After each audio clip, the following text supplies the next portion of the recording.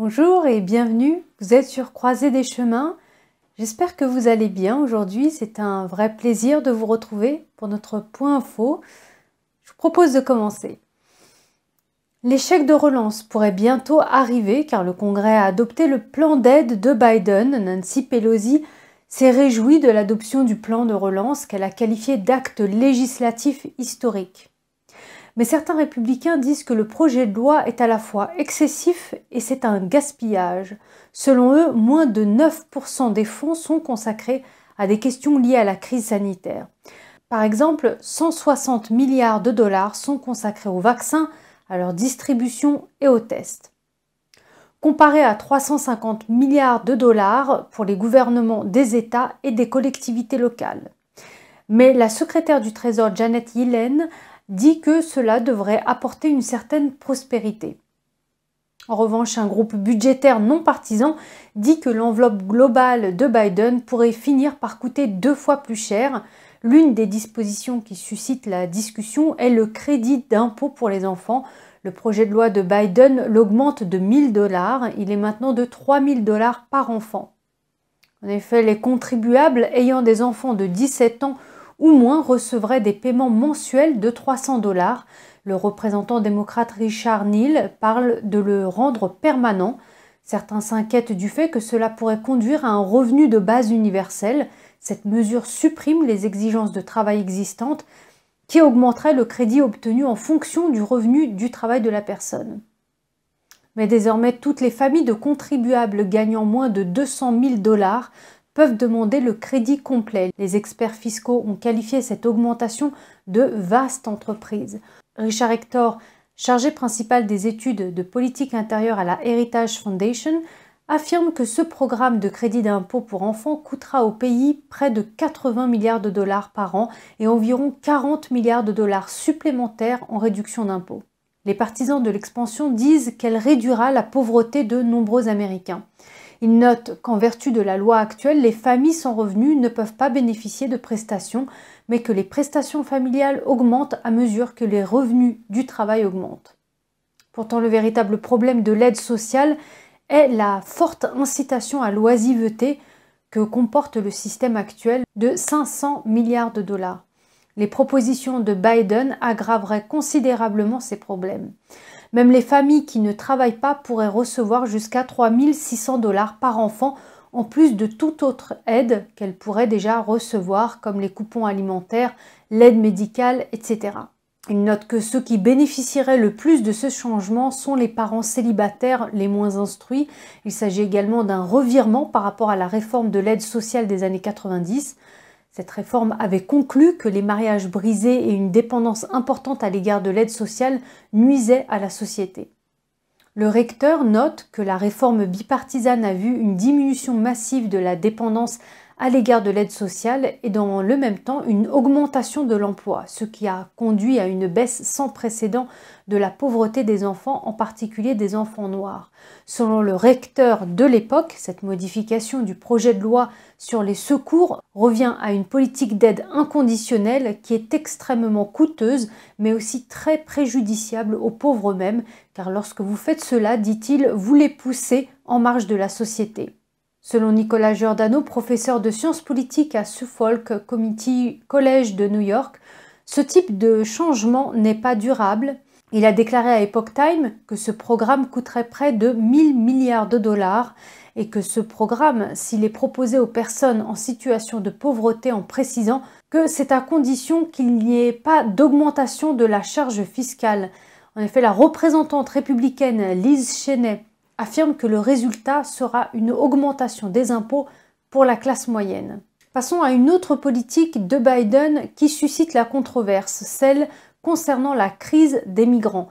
Le gouverneur du Texas accuse la politique d'ouverture des frontières de Biden d'être responsable de la crise des migrants. Le gouverneur du Texas, Greg Abbott, déclare que l'administration Biden n'est absolument pas préparée à la situation à la frontière et qu'elle ne sera pas prête pour ce qui va arriver. M. Abbott affirme que l'administration Biden a annulé la politique restée au Mexique de l'ère Trump et une autre politique visant à renvoyer les personnes qui ont traversé la frontière.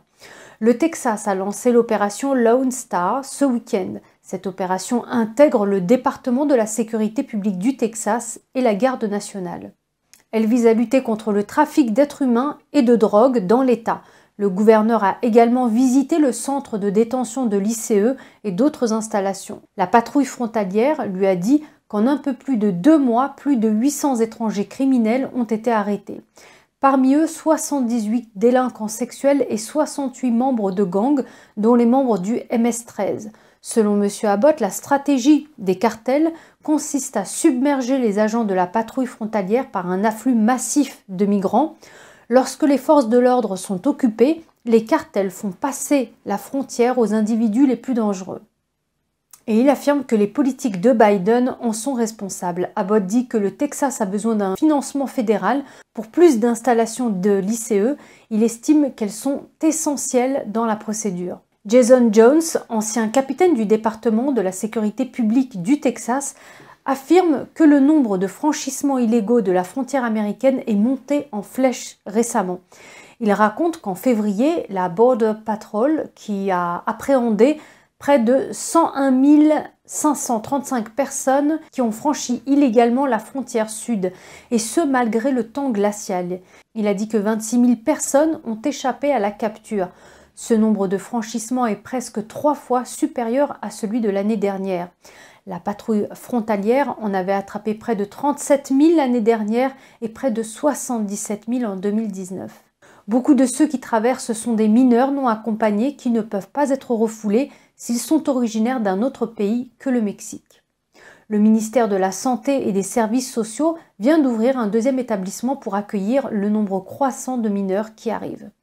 Au 28 février, environ 7 700 mineurs non accompagnés étaient hébergés dans les installations du ministère de la Santé et des Services sociaux. M. Biden a déclaré qu'il n'y a pas de crise à la frontière et que nous serons en mesure de la gérer.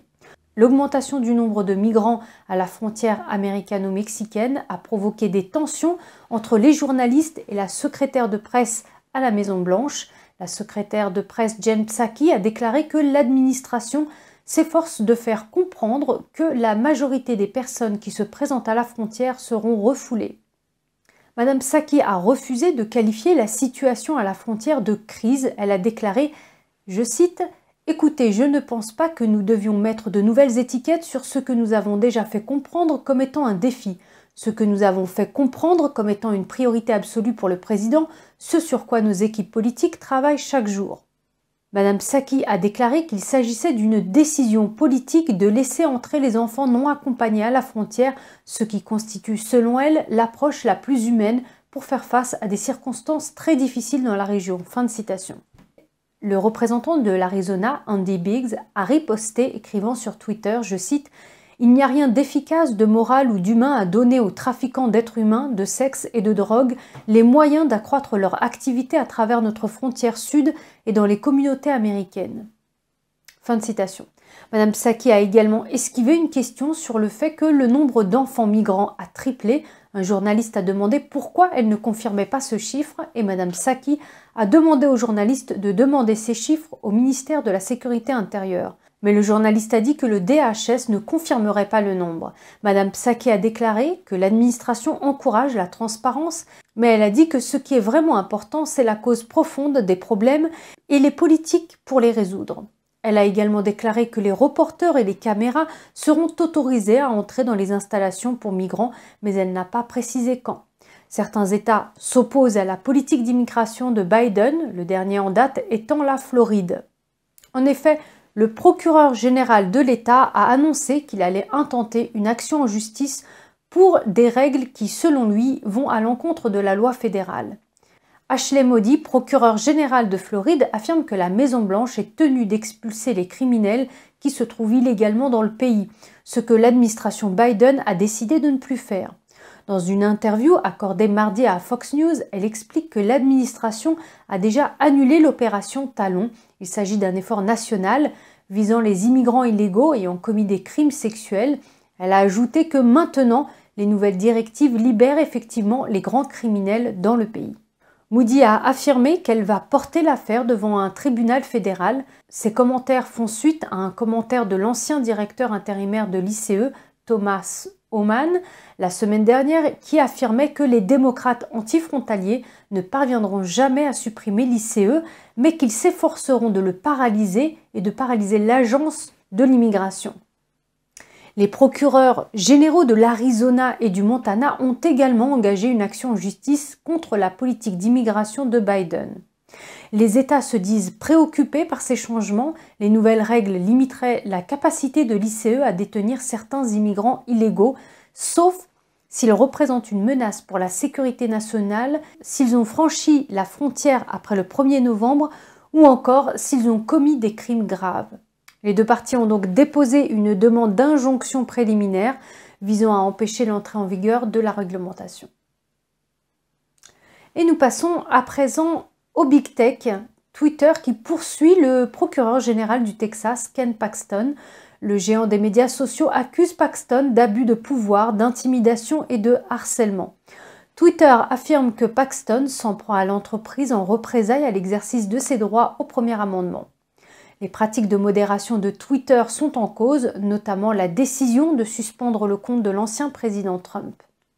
Monsieur Paxton affirme que le fait de suspendre Trump a eu un effet paralysant sur la liberté d'expression. Il affirme également que les entreprises de médias sociaux fonctionnent comme des monopoles et devraient être réglementées comme des services publics. Il a dit, je cite, « Normalement, je dirais que votre entreprise privée peut faire ce qu'elle veut et que les consommateurs ont le choix.